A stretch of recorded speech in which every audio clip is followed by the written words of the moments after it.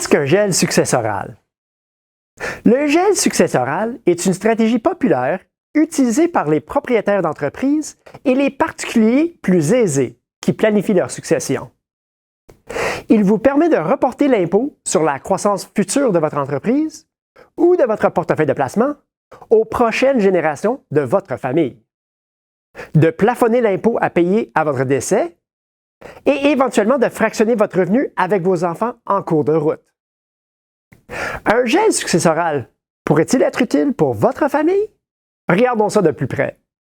Je m'appelle Peter Gay et dans cette vidéo, je vais vous expliquer comment fonctionne un gel successoral et comment il peut être combiné à une fiducie familiale pour reporter les impôts lors de la planification de votre succession. Alors, qu'est-ce qu'un gel successoral? Eh bien, vous devez d'abord savoir qu'au Canada, il n'y a pas d'impôt successoral sur vos actifs lorsque vous décédez.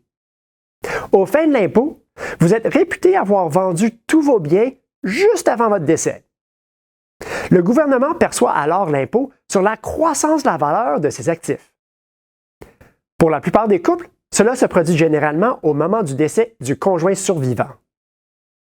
L'objectif d'un gel successoral est de reporter le paiement d'une partie de l'impôt sur la croissance d'une entreprise familiale ou d'un portefeuille de placement détenu dans une société de gestion.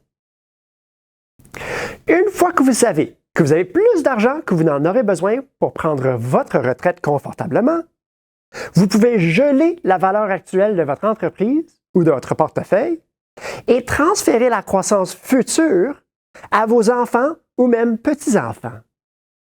Ainsi, ce seront vos héritiers qui paieront éventuellement l'impôt sur la croissance future entre le moment du gel successoral et votre décès.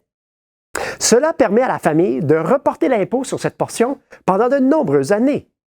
Ça fonctionne ainsi en théorie, mais comment ça marche en pratique? Si vous mettez en place le gel successoral pour un important portefeuille de placement détenu personnellement, vous devez d'abord transférer ce portefeuille de placement dans une société de gestion. La société vous offre en retour des actions privilégiées dont la valeur est fixe et qui n'augmentera pas avec le temps. En vertu des règles de l'ARC, cet échange ne déclenche aucun impôt sur les plus-values. Tout gain non réalisé sur la valeur des investissements est intégré aux caractéristiques fiscales de ces actions privilégiées. Si vous mettez en place le gel d'une entreprise familiale, vous échangez vos actions ordinaires actuelles de l'entreprise contre des actions privilégiées à valeur fixe. Encore une fois, il n'y a pas d'impôt sur cette transaction parce que les nouvelles actions privilégiées gèlent les caractéristiques fiscales des anciennes actions ordinaires.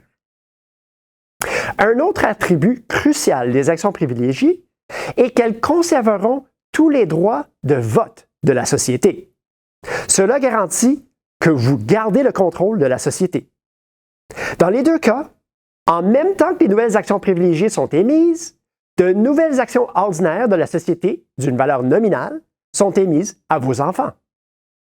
Toute croissance future de la société se reflètera dans la valeur croissante de ces nouvelles actions ordinaires. De cette façon, la valeur de la société entre vos mains est gelée à la valeur d'aujourd'hui dans les actions privilégiées, tandis que la croissance future s'accumule entre les mains de vos enfants dans les actions ordinaires. Maintenant, au lieu de donner des actions ordinaires directement à vos enfants ou petits-enfants, vous pouvez les mettre dans une fiducie familiale et nommer des membres de la famille comme bénéficiaires de cette fiducie. En même temps, vous vous nommerez vous-même et votre conjoint en tant que fiduciaire. Cela vous permet de conserver un pouvoir décisionnel sur l'utilisation des actions ordinaires et des dividendes qui leur seront versés. Au Québec, il faut aussi nommer un fiduciaire indépendant, qui n'est ni le créateur de la fiducie, ni le bénéficiaire. Il s'agit généralement d'un ami proche ou d'un membre de la famille. Dans une vidéo précédente, je détaillais le fonctionnement d'une fiducie familiale. Je discutais également d'autres façons dont elle peut être utilisée dans la planification fiscale et successorale. Consultez cette vidéo pour plus d'informations à ce sujet.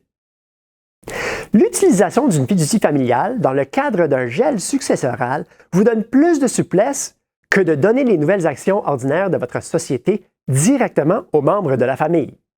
Cela peut être important pour plusieurs raisons.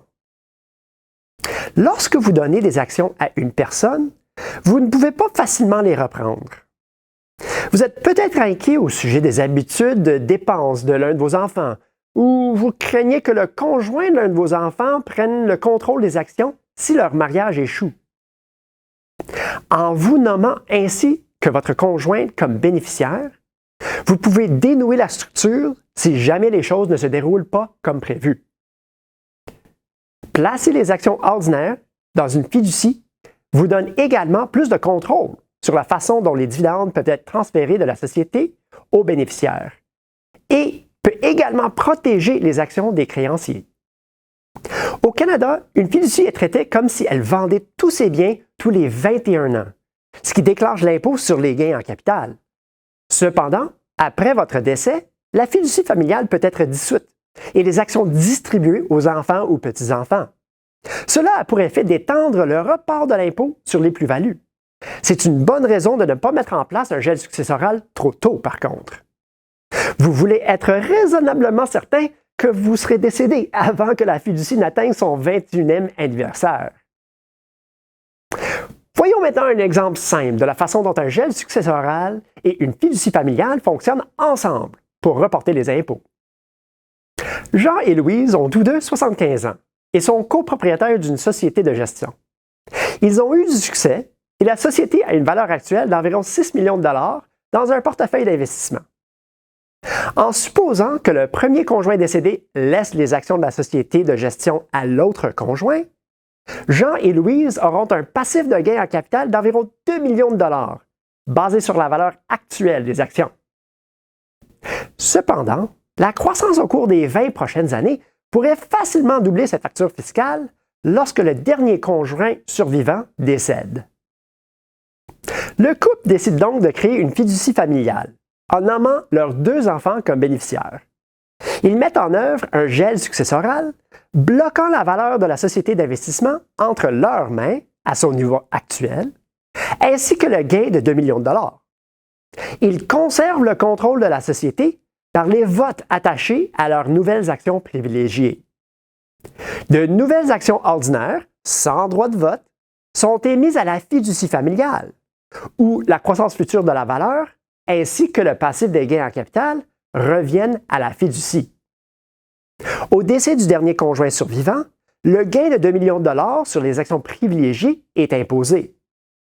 Quelque temps plus tard, la fiducie familiale est dissoute et les actions ordinaires de la société sont distribuées aux 2 enfants. La distribution des actions ordinaires de la fiducie ne déclenche pas l'impôt sur leurs gains. Comme je l'ai mentionné, cela a pour effet d'étendre davantage le report de l'impôt sur les gains sur les actifs détenus dans la société. Le gain sur les actions ordinaires ne sera pas imposé tant que les enfants ne décideront pas de liquider la société. Cet exemple vous permet de voir que ce sont des questions complexes. C'est pourquoi il est important d'obtenir des conseils juridiques, fiscaux et d'investissement de la part de professionnels expérimentés si vous envisagez de suivre cette voie dans votre planification successorale.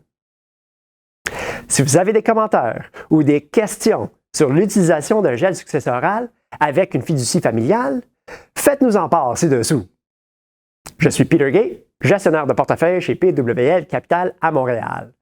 Abonnez-vous à ma chaîne YouTube pour être averti lors de la sortie d'une nouvelle vidéo. Merci de votre écoute.